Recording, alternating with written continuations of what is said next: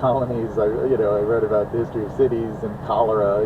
It's a really broad range of topics. But what I think unites it all is this interest in new ideas coming into the world, and how they come into the world, and the forces that enable them or that block them, and trying to understand that process as best we can.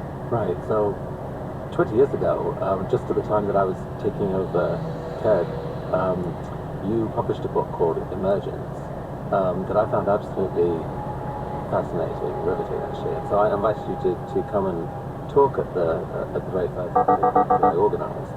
And you did indeed speak about ant colonies, but somehow showed that there was a connection there with several other things.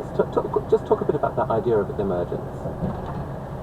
I look back on that TED Talk, and I really think I did not understand what the format of the TED Talk was when I was doing that. It was a little scattered. I think my TED speaking abilities have improved over time, hopefully. We can agree on that, I think. But the idea behind it was nonetheless potent.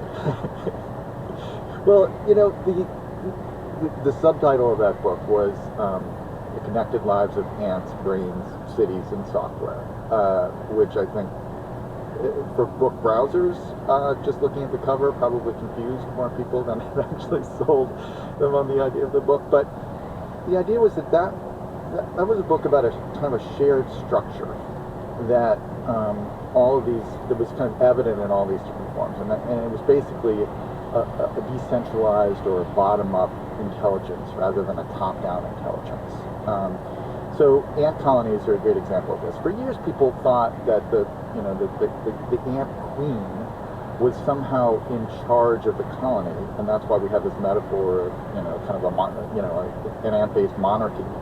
But if you actually look at how ant colonies work, they can collectively solve very complicated problems. They can solve kind of engineering problems, resource management problems, figuring out how to kind of build their nest collectively or put their nest in the right location that's most efficient. They do all these very complicated things, and yet no individual ant understands the big picture, including the queen. The queen is just a reproductive unit. The queen has no kind of control over the whole thing.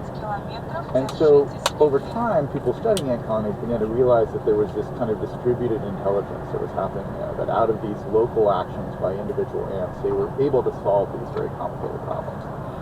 And so I started musing on what that meant. Like, how did that relate to the way that, for instance, our brains work? No individual neuron is thinking, but somehow collectively all of our neurons come together to form something like intelligence or something.